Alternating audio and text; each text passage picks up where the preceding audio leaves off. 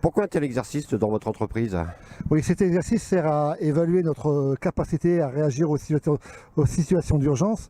Notre maître mot est d'éviter à tout prix un accident. Donc pour ça, on joue sur deux paramètres.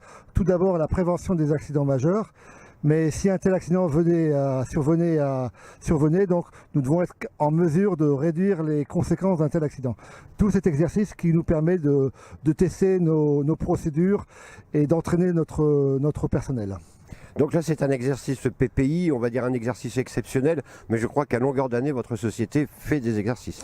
Oui, l'exercice PPI est organisé par la préfecture. Nous, de l'autre côté, nous organisons des exercices en interne de façon à tester des procédures qui sont allégées. Et pour cela, nous procédons à 4 séries d'exercices par an, donc de façon à tester les capacités de notre personnel à intervenir, sachant qu'il y a 5 équipes postées qui seraient susceptibles d'intervenir. Donc ça vous donne l'idée du nombre d'exercices qu'on peut faire. Et vous pouvez nous présenter votre entreprise justement, pourquoi il y a ces exercices? Oui, donc nous sommes DAO France. Donc nous fabriquons des résines échangeuses ions. Ce sont des produits qui sont destinés entre autres à traiter l'eau. Certains produits rentrent dans la fabrication de médicaments pour traiter le cholestérol, par exemple. Pourquoi un tel exercice? Ce qui est remarquable, c'est que nous fabriquons des produits qui ne sont pas dangereux à partir de matières premières qui le sont elles. Et ce sont certaines de ces matières premières qui font que nous sommes classés Céveso. Daniel Fermont, vous êtes sous-préfet et directeur de cabinet du préfet de l'Aisne et ce jeudi 25 janvier, vous supervisez un exercice de sécurité à l'entreprise DAO France de Chauny. Quel est l'objectif de cet exercice civil? Alors, bonjour Hervé. Donc, l'objectif de cet exercice est de vérifier en fait que le plan qui a été réalisé par la préfecture et l'entreprise Dow Chemical ainsi que l'ensemble des intervenants, ce plan de prévention donc aujourd'hui mis en place pour tester en fait la réactivité des intervenants, aussi bien les processus internes de l'entreprise que la capacité à faire face à un événement donc de type industriel avec un risque sur un produit chimique et vérifier que l'ensemble de la diffusion de l'alerte est réalisée. Alors cet exercice rentre dans le cadre du déploiement d'un PPI, mais qu'est-ce qu'un PPI?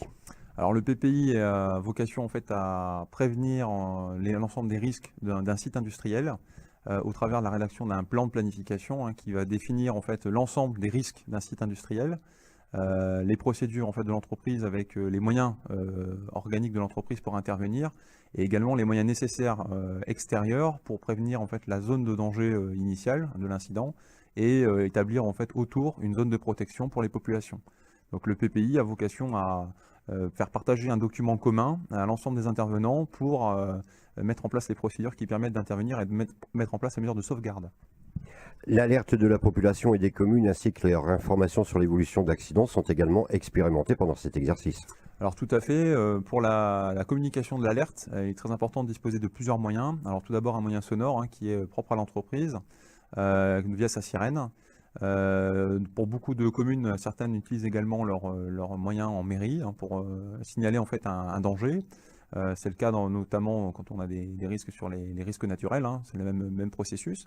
Et aujourd'hui, vous avez des moyens plus modernes qui permettent d'adresser un message téléphonique avec un message préenregistré à l'ensemble des administrés qui sont signalés via l'annuaire de la commune. Et ça permet de diffuser aussi bien les premières consignes de mise en sécurité, mise à l'abri, et également en fait, de donner un numéro de téléphone qui permet de contacter la cellule de crise où une plateforme d'appel est mise en place pour répondre aux éventuelles questions. Alors vous supervisez donc cet exercice, quel est le rôle de l'État ou de la préfecture dans cet exercice? Alors au-delà du rôle réglementaire de l'État, en fait, dans le cadre de la vérification, de la bonne application des lois sur la mise en place de plans dédiés à des sites industriels comme les Céveso, il est important en fait de jouer un rôle de coordinateur et d'animateur. C'est mon rôle aujourd'hui, c'est de s'assurer que les moyens engagés sont en capacité de répondre à l'incident et surtout en fait de vérifier que les moyens éventuellement manquants ou les différentes difficultés qui seraient constatées lors de la mise en œuvre de cet exercice fasse l'objet d'un retour d'expérience qui pourra être exploité en vue de faire progresser l'ensemble des intervenants et d'en tirer les enseignements pour l'avenir et donc la mise à jour du plan de prévention. Voilà. Vous parlez des services de l'État, combien de personnel mobilisé par un exercice?